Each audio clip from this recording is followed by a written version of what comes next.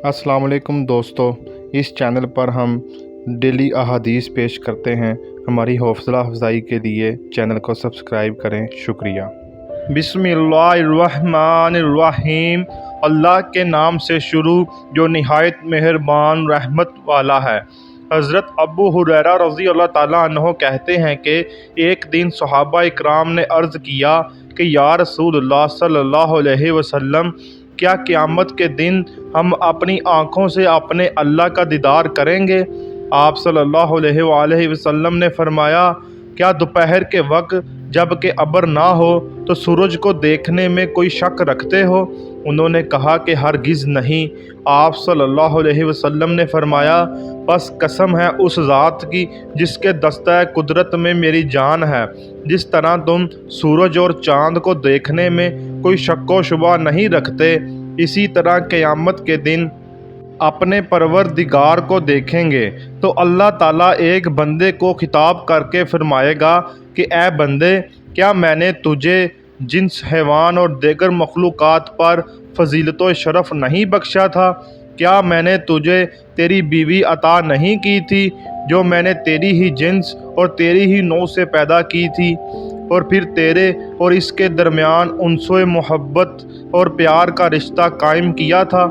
क्या मैंने तेरे लिए घोड़े और ऊँट और दीगर कार आमद जानवरों और चीज़ों को तेरा मती नहीं बनाया था? और क्या मैंने तुझे ये मौका नसीब नहीं किया था कि तू अपनी कौम का सरबराह और सरदार हो और चौथाई माल गनीमत हासिल करे?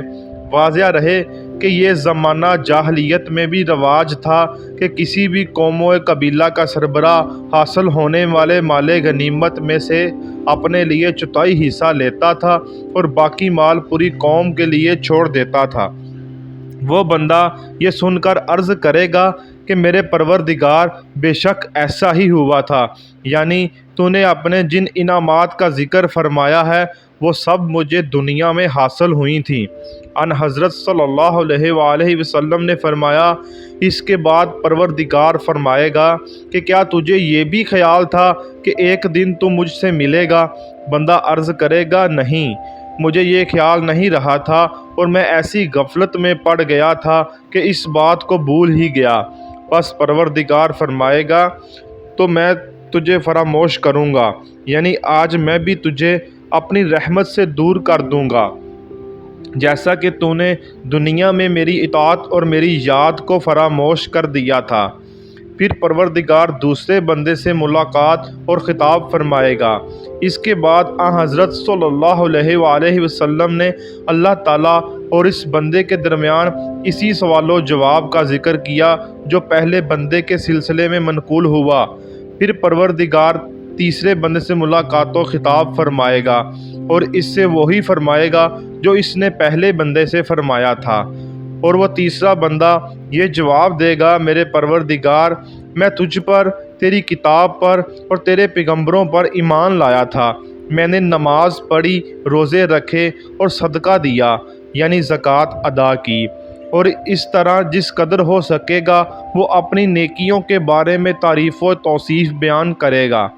अल्लाह ताला इसकी ये तमाम बातें सुनकर फरमाएगा, तुम यही ठहरो, हम अभी तुम्हारे बारे में गवाह पैदा किए देते हैं, यानी तूने अपनी नेकियों के बारे में जो दावा किया है और ये साबित करने की कोशिश की है कि तूने हमारी नेमतों की शुक्रगुजारी में अपनी दुनियावी ज़िंदगी को अमाल खैर से ममूर कर रखा था।